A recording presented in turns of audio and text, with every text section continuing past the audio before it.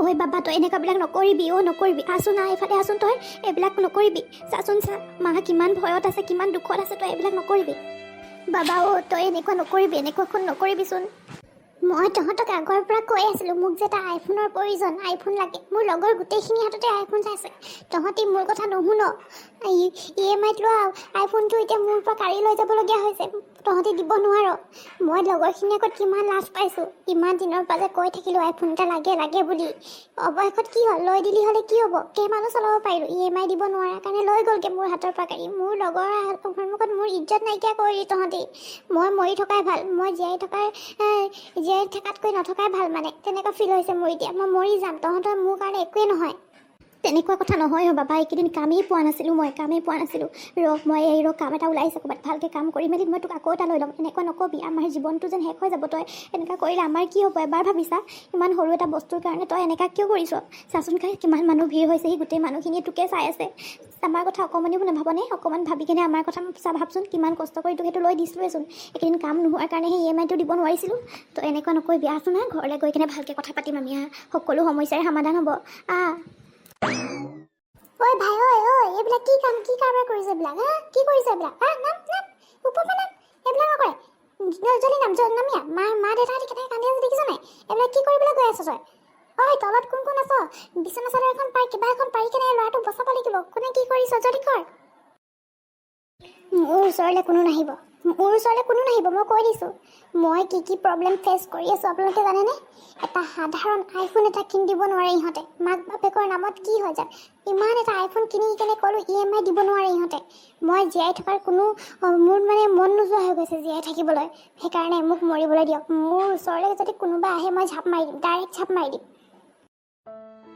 বাবা এইবিলাক নকৰিবিচোন শুনচোন তোক মই ভৰিত ধৰিছোঁ মই তোক এইবিলাক নকৰিবি এইফালে আছোন এইফালে এনেকৈ কথা নকয় নহয় আছোন বাবা এইফালে আছোন বাবা এইবিলাক নকৰিবি এইফালে শুনচোন মোৰ মুখলৈ এবাৰ চাচোন মই তই এইবিলাক নকৰিবি তোক আমি পূজাৰ পৰা যি কৰি কিনে হ'লেও আইফোন এটা কিনি দিম ভাই আইফোন এটাৰ কাৰণে জীৱন দিব নালাগে মা দেউতাৰ কাৰণে মিছাতে কেলে কষ্ট দিছ কিনি দিম বুলি কৈছে নহয় কিবা এটা অসুবিধা হৈছিলে কাৰণে কিবা কিবি হ'ল আৰু এইবিলাক আইফোনৰ কাৰণে নিজৰ ইমান ধুনীয়া জীৱনটো আৰু মা দেউতাৰ কথা অকণ ভাবি মেলি হেৰি কৰিব লাগে ল'ৰা একেবাৰে এই আইফোনৰ কাৰণে জীৱনটো শেষ কৰিব গৈ আছে এইবিলাক কাম বেয়া কাম জলিয়া তল নামিয়া এইবিলাক নাথাকে ওপৰত মোৰ ওচৰলৈ আহি নাথাকিব বুলি মই আগতেও কৈছোঁ এতিয়াও কৈ আছোঁ মোক বেছিকৈ কৈ দিব নিবি ঝাপ মাৰি দিওঁ নেকি মই ঝাপ মাৰিয়ে দিম মই এতিয়া মোৰ ওচৰলৈ আহি নাথাকিবি আঁতৰ মোৰ ওচৰৰ পৰা বাবা আছো না এইবিলাক কৰি নাথাকিবি হেৰি বাবাক ধৰি লৈ আহক চাইডতে লৈ আহক আঁতৰ ঝাপ মাৰি দিম মই এতিয়া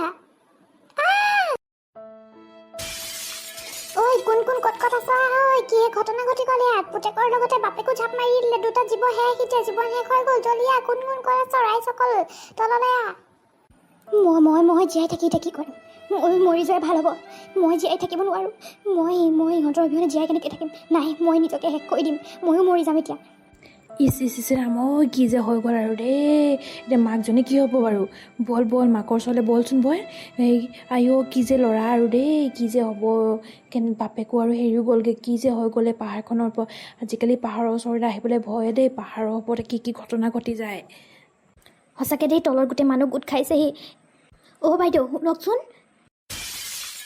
বাইদেউ আপুনি কি কৰিলে হঠাতে 3টা জীৱ শেষ হৈ গ'ল কি প্ৰভু কি দিন দেখিবলৈ পাইছোঁ ইমান সৰু কথাৰ কাৰণে পুতেক মাক দেউতাক হঠাতে কি হৈ গ'ল এটা পৰিয়াল শেষ হৈ গ'ল প্ৰভু এনেকুৱা দিন যে আৰু কাৰোৰে নহওক পাই বুকুখন বৰ বেয়াকৈ কঁপি উঠিছে মোৰ গোটেই গাটো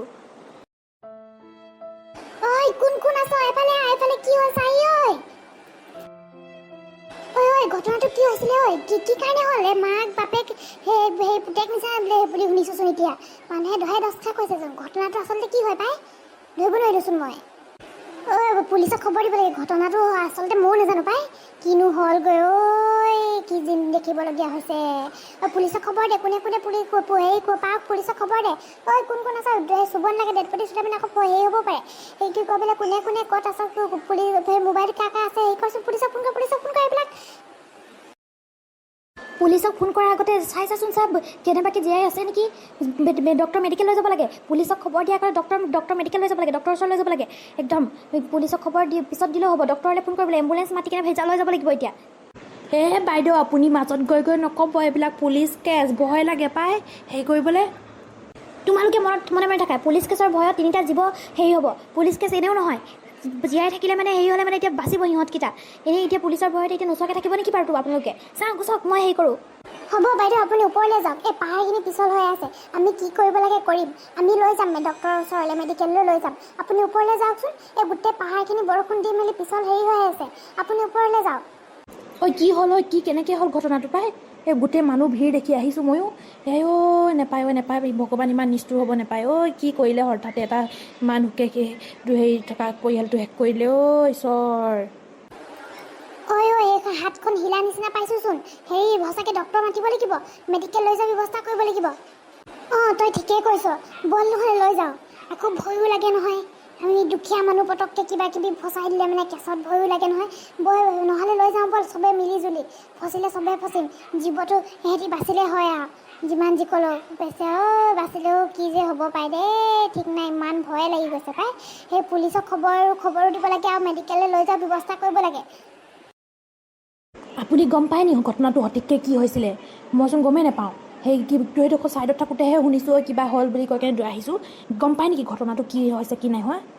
কিবা দামী মোবাইল ফোনৰ কাৰণে হৈছে বোলে ঘটনাটো। মাক বাপেকে লৈ দিছিলে, লোনত লৈ দিব পাৰে যে আজিকালি আধা পইচা দি, সেনেকৈ লৈ কেনে মোবাইলটো লৈ গ'লগৈ নে কি, সেনেকৈ কিবা ঘটনা শুনিছোঁচোন। ভালকৈ ধৰিব নোৱাৰিলোঁ নহয় কি হেৰি কৰিছে।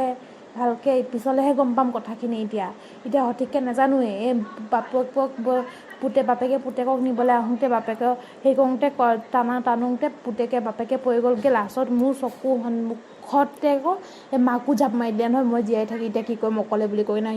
কি ভয়ংকৰ দৃশ্য পায়। হয় নি? এনেকুৱা ঘটনা নিশ্চয় বৰ দুখ লগা ঘটনা দেই। কি যে হৈছে, কি যে দেখিবলৈ পাইছোঁ আৰু দেই, বুকুৱে কঁপি যায় এইবিলাক দৃশ্য দেখি মোৰ। আৰু বেলেগ মানুহ নাছিলে নি বাৰু বচাবলৈ? কি যে কথা কয়, কিমান মানুহে বচাবলৈ, তলতো কিমান মানুহে বচাবলৈ জোৰ জাগা কৰি আছিলে। কিমান যে বুজাইছে, কিমান যে হেৰি কৰিছে। বাপেকটোৰ মুখলৈ চায়ে, মাকজনীৰ মুখলৈ চায়ে বেছিয়ে বেয়া লাগিলে পায়। একেবাৰে গোটেই তলত মানুহখন কিমান মানুহে বুজাইছে এইবিলাক। ইমান সৰু সুৰা বস্তু কাৰণে এনেকুৱা ঘটনা ঘটাব নালাগে বুলি। নাই নুবুজে ল'ৰা গোটেই চাচোন জীৱনটো শেষ কৰিলে, লগতে মাক বাপেককো লৈ গ'ল। সেইটোৱেতো, বলক আমি সেই পুলিচক কাক খবৰ দিছে চাগে, কোনে দিছে কোনে নাই, সেইখিনি খবৰ কৰোঁগৈ। মেডিকেললৈ নিয়াৰ ব্যৱস্থা কৰিব লাগে। চাওঁচোন ককাইদেউ, এতিয়া এডোখৰত বেছি ভিৰ নকৰিব। এই পুলিচক খবৰ দিছে চাগে কিছুমানে। আমি ওপৰলৈ যাওঁ, কাক হেৰি কৰিব পাৰোঁ নেকি। মানুহ কেইটামান আহি মেলি, তলত মানুহখিনি আছে নহয়, হেৰি কৰি কেনে চবকে মাতি মেলি কিবা ব্যৱস্থা কৰিব লাগিব। এতিয়া এনেকৈ থৈ দিলে নহ'ব। হেৰিকৈ বলক ওপৰলৈ বাৰু, বেছি ভিৰ নকৰিব এডোখৰত। সেইটোৱে চব বেছি ভিৰ কৰিলে আকৌ হেৰি হ'ব। আমি যাওঁ ওপৰলৈ যাওঁ। ভগৱান, একদম আৰু কাৰো লগতে যে এনেকুৱা ঘটনা নহওক নেপায়। এইবিলাক কৰিবলৈ এটা সাধাৰণ বস্তুৰ কাৰণে। ইছৰাম, আহক ওপৰলৈ আহক চবে। এইডোখৰত আকৌ পুলিচক কোনে আহিছে, মাতিছেই চাগে।